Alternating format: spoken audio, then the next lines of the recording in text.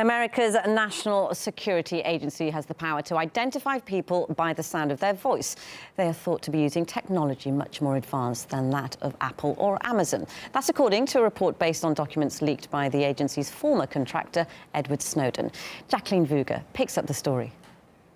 Solely based on the sound of my voice, there isn't much you can gather about my identity. Sure, you can tell that I'm female, and based on my accent, you can assume that I'm American. And that's more or less it.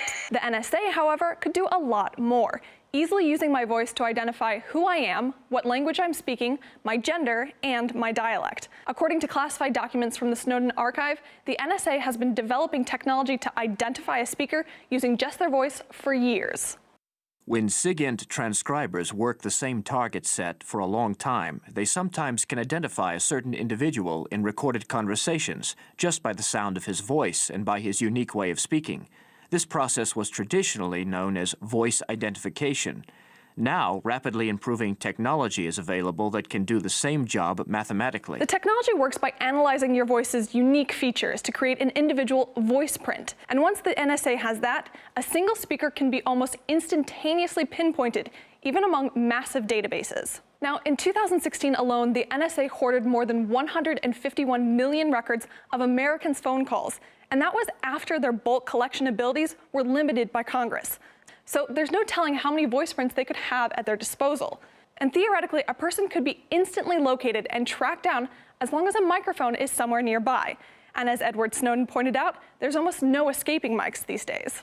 I don't think anybody would argue that the police should chase terrorists or paedophiles, but we're not talking about just targeted surveillance. What we're talking about is everybody. Everything, every piece of data by everybody being collected and scanned by software for anything that looks deviant. And they could start targeting people involved in very legitimate things like demonstrations, strikes, even people who vote for the wrong way as far as the American government is concerned. Another fear is that speaker recognition could end up discouraging people from speaking out.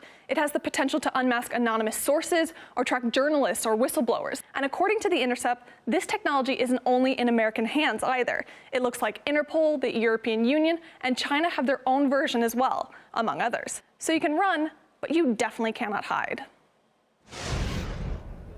And from collecting information to losing it, the US federal court has revealed the NSA deleted crucial data connected to illegal wiretapping carried out by the George W. Bush administration.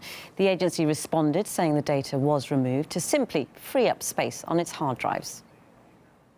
The presidential surveillance program Internet Content Data matched criteria that were broadly used to delete data of a certain type in response to mission requirements to free up space and improve performance of the backup system. The data in question was controversially collected after the 9/11 terror attacks in the US in 2007. It was initially ordered by the court to be preserved for further examination, but has now been erased along with the backup tapes. The information was deemed important to a number of pending lawsuits. A former NSA director and whistleblower we spoke to says this sort of data tends to disappear far too often.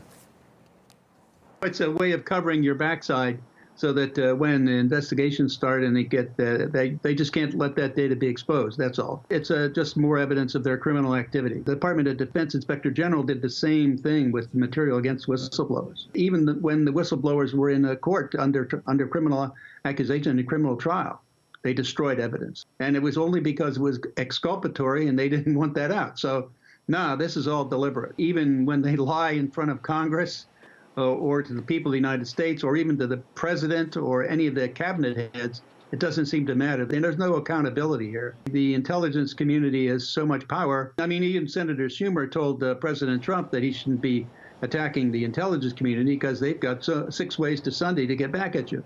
And these are the ways they do it.